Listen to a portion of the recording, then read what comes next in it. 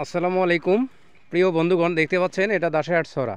তো দাসেহাট ছড়া শুধু না, আমার যে প্রাণপ্রিয় যে ভাইগুলো আছে, এই ভাইগুলা কিন্তু ট্যাংরা মাছ ধরতে একদম পারদর্শী। আপনাদের এলাকায় যদি এরকম পুকুর থাকে ট্যাংরা মাছ ধরতে পারেন না, অবশ্যই যোগাযোগ করতে পারবেন, তার কারণ যেহেতু আমার এলাকাবাসী, তো ওনাদের সঙ্গে প্রায় দেখা হয় আমার। তো এই দাসেহাট ছড়াটা, এই দাসেহাট ছড়ার মধ্যে ওনারা কিন্তু কেউ কিন্তু ট্যাংরা মাছ ধরতে পারে না। তো এনারা কীভাবে ধরে আপনারা দেখলে আসলে মানে অবাক হবেন যে আজকেও আরেকদিন হয়তো আপনার যেটা ভিডিওটা একদম লঞ্চ করতেছে আপনারা জানেন, ওই ভিডিওতে দেখতে পারেন যে ডুবে ডুবে কীভাবে ট্যাংরা মাছ ধরে এনারা। তো আজকে যে ট্যাংরা মাছটা ধরা হয়েছে আপনাদেরকে যদি দেখাই, তো আলহামদুলিল্লাহ ট্যাংরা মাছ, প্রচুর ট্যাংরা মাছ এবং কী মাছ, আরে আল্লাহ রে, এই ট্যাংরা মাছগুলো যদি দেখাই, হ্যাঁ এই যে দেখতে পাচ্ছেন এটা ট্যাংরা মাছ, এ সব হাত দিয়ে ধরা।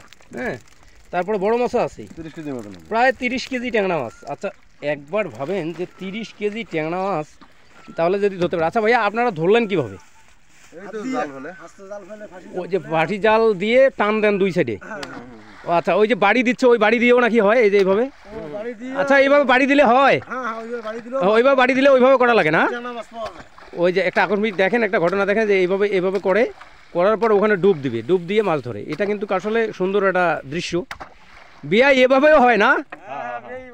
আচ্ছা যাই হোক, আপনারা দেখলেন যে ওনারা যা কতগুলো মাছ ধরছে, এটা প্রায় আরেকটু হলে তো ভরেই ফেলতো।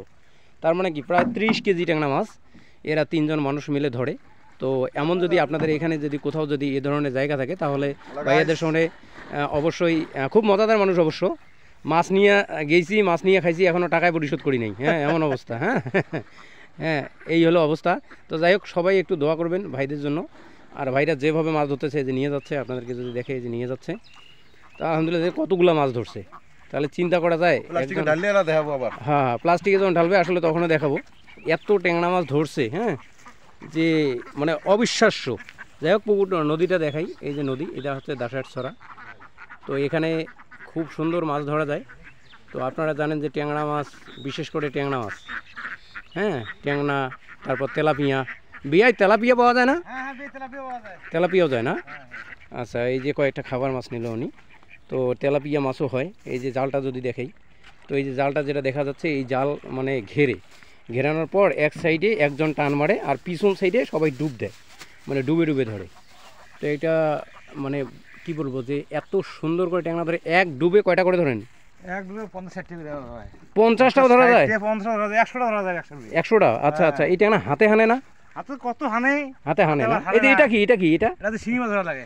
শিঙি মাছ, এই দেখেন শিঙি মাছ ধরার একটা ইয়া দেখেন, ডুব দেয় যখন, তখন আসলে শিঙি মাছ আসলে এটা নিয়ে ধরা যায়। শিঙি মাছ ধরতে পারবেন।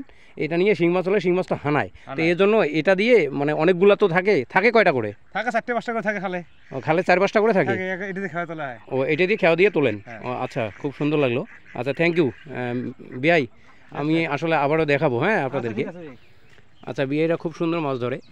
এই যে পরিবেশটা ধরলাম, আসলে এই নদীটা এখন হয়ে গেছে একটু, মাটি নামতে নামতে মানে কি বলবো যে পানি কম, তাছাড়া খনন করার ব্যবস্থা এখনও হয়নি।